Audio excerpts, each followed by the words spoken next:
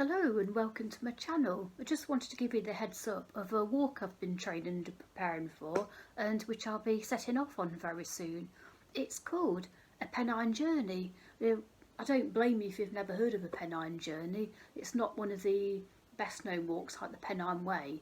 It's actually a route walked by fellwalker Alfred Wainwright way back in 1938. He had 2 weeks annual leave from work, and he decided to use it by seeing more of the Pennine country.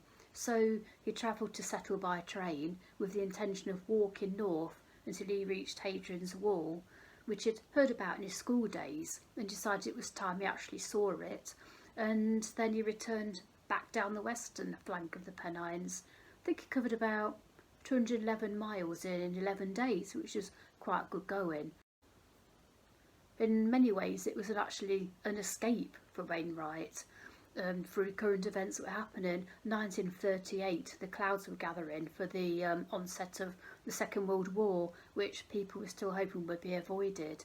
And he said people were despondent, scared, talking in hushed tones of the crisis and just wondering what was going to happen. And in my way, I'm seeing my walk as a bit of an escape as well, because we've had the coronavirus pandemic, we've been under restrictions, we haven't been able to walk, we've not been allowed to travel, and there's always a new threat of variants and further restrictions to come.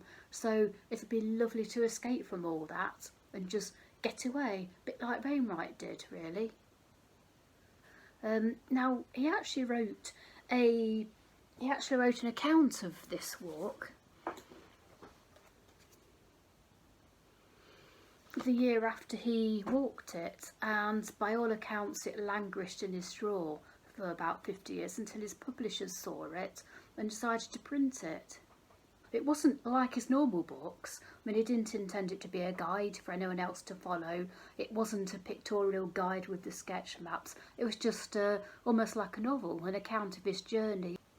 And since then, a couple of keen walkers, David and Heather Pitt, saw the potential for it to become a long distance walk, and they've created a walking guide much along the lines of his Pennine Journey, and their walk is about 247 miles to be done over about 18 days, but I'm taking 17, and it follows much of the same route and goes to many of the same places, but it doesn't follow his route exactly, because Wainwright used the roads a lot, and well, he saw like one car all day, but nowadays you can't really do that, it's not really safe.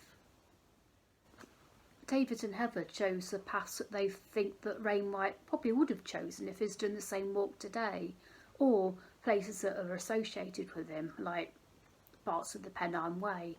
But I'm going to be camping this time, and I'm going to actually have to camp, not just abandon my tent and use bed and breakfast instead, because I can't afford it basically. So this will be my first proper foray into camping, so wish me luck with that. So if you want to see how I get on, then just subscribe to the channel or follow me on social media, and I'll report back soon.